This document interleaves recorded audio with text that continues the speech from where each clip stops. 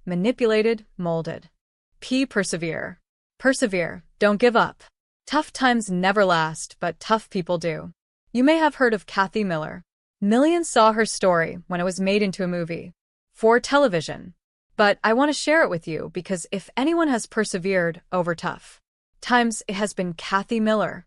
When Kathy was 13, going on 14, she was struck by a car. This beautiful, bubbly, popular young woman, who had once been a runner, was suddenly motionless and silent. She lay in a coma, week after week, without any sign of life. 11 weeks after the accident, Kathy regained consciousness, only to face her toughest battle. The accident had left her brain damaged. She was like a baby who had to learn to eat, drink, walk, and talk. And when she finally got to the point where she was able to try to resume her life, she was bitterly disappointed. Then her friends were in high school. They had continued to grow and mature while Kathy had suffered a major setback. She had reverted to childhood and had lost weight to the point where she weighed only about 50 pounds. She was skin and bones, and her speech and body motions were far from normal. When she compared herself to others, she fell short. Nobody could relate to her. It was a tough time for her. But Kathy had a dream that kept her going. Her dream was to run in the North Bank's 10,000-meter run. Barely able to walk, running such an arduous race seemed absurd. But Kathy was determined. She trained vigorously, building her body for the race. She wanted to run the course. Finished would be like winning for Kathy. 104/120. Tough times never last, but tough people do. Robert H. Schuller. On the day of the race, all of the other runners sprinted far ahead of her. Before long, she couldn't see them. All alone she ran, step after step, her body aching, her heart pounding, her lungs burning. Often she fell, sprawling face down onto the pavement. But she picked herself up, put one crippled foot a few inches ahead of the other, and dragged her other leg up to meet the foot. She repeated this process countless times. As she persevered, the blocks stretched into miles. The sun had risen high in the sky and was beginning to descend as Kathy neared the last stretch of her run. Just as she began to fear she couldn't continue, that she would have to quit, she saw some friends from high school who had felt uneasy around Kathy's disabilities. Now they were cheering her on. Go, Kathy. Keep going. You're doing great. Kathy made it. She finished the race. She's a winner. In fact, she received the Philadelphia Sportswriters Award as the most courageous athlete in America and the International Award for Valor. She graduated from high school with honors, straight A's. I said recently to Kathy, "You're a winner. You have persevered. But tell me, what do you say to people who lose, even after they've given it all they have?" She replied, "To me, winning is not necessarily being first or best at something. When you give it all you've got, then you win. Winning to me is just that, giving what you've got for the Lord, just coming through whatever trail you face." Asked her another question. What do you say to someone who has problems, who's really hurting? My word to them would be to just hang in there and keep plugging at it. Know what you're winning through Christ and that He's there and He'll help in His perfect timing. Persevere. It's a very important word in our alphabet for action. Q. Quit. Quit complaining because life isn't as nice as you want it. Look at what you have left, never at what you've lost. Quit remembering all of those negative, haunting memories. This past week, I called on a dear friend of mine, Mrs. Putnam. She lives in Cleveland on the shores of Lake Erie. Not too long ago, at 83, she fell and broke her hip. She said to me from her chair, "I was unconscious for 3 days. They thought I wouldn't live, but I did." Then she looked at me and said, "Dr. Schuller, how do you stay happy all the time?" I said, "Well, for one thing, I decided long ago to throw out all of the excess baggage of my mind. By that I mean the baggage of bad memories. Throw it out." 105/120. Tough times never last, but tough people do. Robert H. Schuller. How do you do that? Before I answered her, I looked at a picture of her deceased husband, hanging on the wall. He was a fantastic man, one of the great American lords of industry. I also noticed the picture of her son in uniform, killed in World War II. Now here she was, unable to walk. She repeated her question. How do you unload the bad memories? How do you rid them from your life? I said, Mrs. Putnam, can you stand? She said, oh, I think so. I stretched out my hands. She took the blanket off her knees and took hold of my hands. I Held her tightly above the elbows and slowly led her until she was 4 feet from the window. And I asked, what do you see? She said, I see Lake Erie. I'll bet when you were younger you used to stand here on the lawn and throw a stone and you'd watch it fly into the lake. She said, oh, yes, but I haven't done that for many years. Did you know that your mind can throw a bad thought a lot farther than your arm has ever thrown a stone? Mrs. Putnam, any time an unpleasant memory or any unpleasant feeling or a negative thought comes into your brain, I want you to stand, if not physically, at least mentally, right here and look through the window. With your mind, throw that thought through the glass until it sinks deep into the lake. Then I want you to sit down and read these lines. And I handed her a piece of paper on which I had just scrawled 4 lines from an anonymous author. I shut the door on yesterday and threw the key away. Tomorrow has no fears for me, since I have found today. She said, I can do it. So can you, if you'll quit complaining. Reorganize.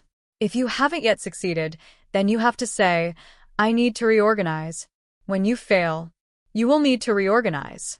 And when you succeed, you will need to reorganize. Whether you failed or succeeded, chances are there are parts of your life that need reorganization. The only person who doesn't have to reorganize constantly is the person for whom life and business has become static. Anybody whose life is static is dead. I've been reorganizing the past month. I took a few days off with my wife, and we prayed. I asked these questions to myself, to God, to my wife. 1. Who am I? 2. Where have I come from? 3. How did I get here? 4. Where do I want to go? 5. How can I get there? I knew who I was last month and last year, but I'm constantly changing. I need to frequently reevaluate who I am and where I am going. And right now I'm reorganizing my life around the answers to those questions. A few years ago, the doctor told my wife that she had a cancerous tumor in her breast. Just before the surgery, she called her doctor and me to her bedside and said, after the surgery, I want to know what the score is. If cancer has spread through my body and I have only 12 months to live, I want to know right away, because there are 2 things I want to do before I die. We agreed. However, thank God, her surgery was successful. We believe she's permanently cured. But about a year or 2 ago, I remembered what she had told me just before her surgery. I asked her, honey, do you remember what you said to me just before surgery? What are the 2 things you wanted to do? She said, number 1, I wanted to organize all my closets and drawers. I didn't want to be dead and have other people go through the drawers and closets and say, boy, what a mess. The second thing I wanted to do was write a personal letter to each of my children. Reorganize. Times change. You may have to change your whole corporate structure. You may have to abolish some departments. Sometimes you have to go back to get on the right track. Maybe you need to advance. Perhaps you need to retreat or regroup. Maybe you need to scale your operation up or down. Maybe even close down. Whatever your situation is, chances are that you need to reorganize. Share. God can do tremendous things through the person who doesn't care who gets the credit and is willing to share the credit, share the power, and share the glory. More than one company has been successful, only to reach a certain leveling off period, where it began to die. The reason?